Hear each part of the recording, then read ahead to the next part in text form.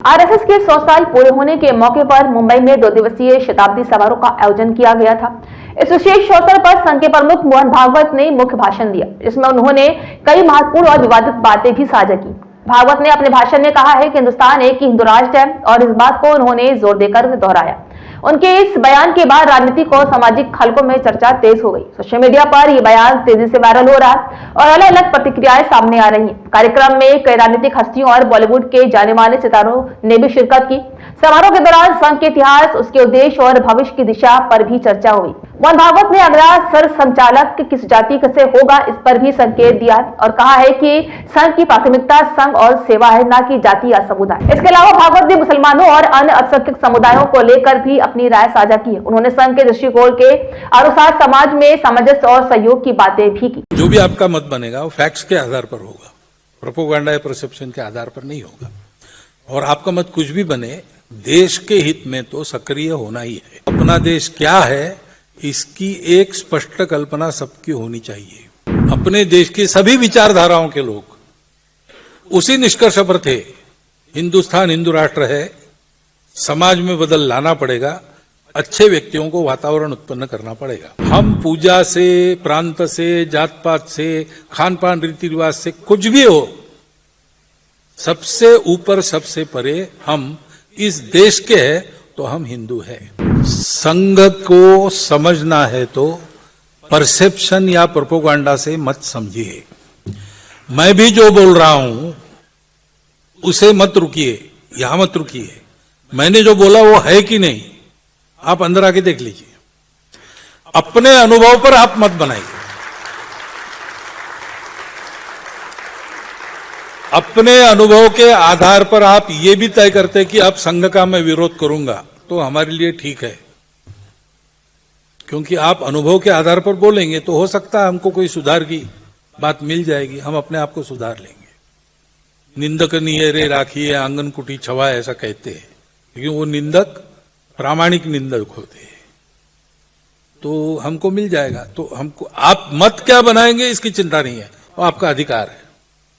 लेकिन जो भी आपका मत बनेगा वो फैक्ट्स के आधार पर होगा, प्रोपेगेंडा या परसेप्शन के आधार पर नहीं होगा। और आपका मत कुछ भी बने, देश के हित में तो सक्रिय होना ही है।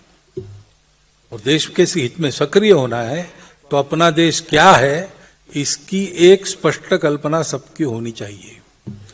आप किसी भी प्रकार से, किसी मत से बायस न होकर हम क्या है इसका ठीक से विचार करेंगे तो आप उसी निष्कर्ष पर पहुंचेंगे जिस निष्कर्ष पर संघ पहुंचा है।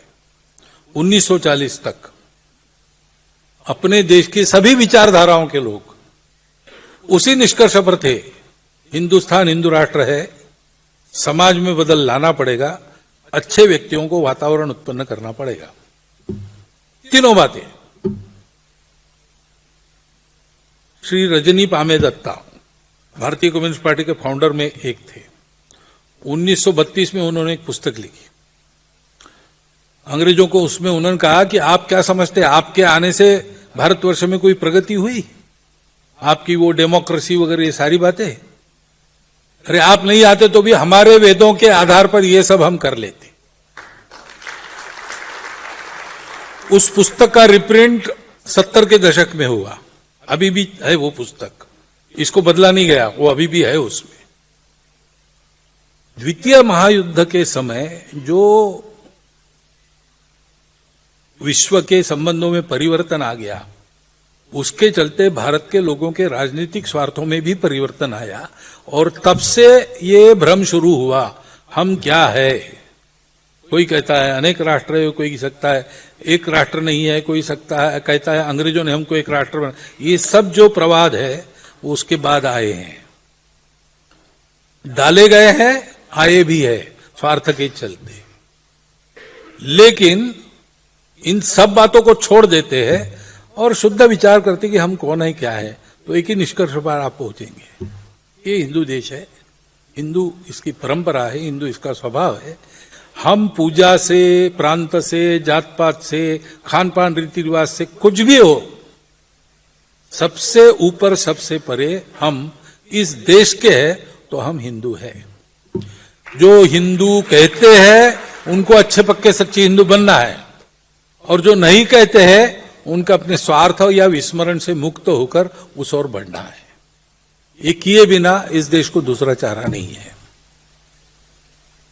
और इसलिए ये स्पष्ट कल्पना मन में रखकर आप लोग सक्रिय हो जाइए, क्योंकि दुनिया को भारत की जरूरत है, भारत को इन बातों की जरूरत है।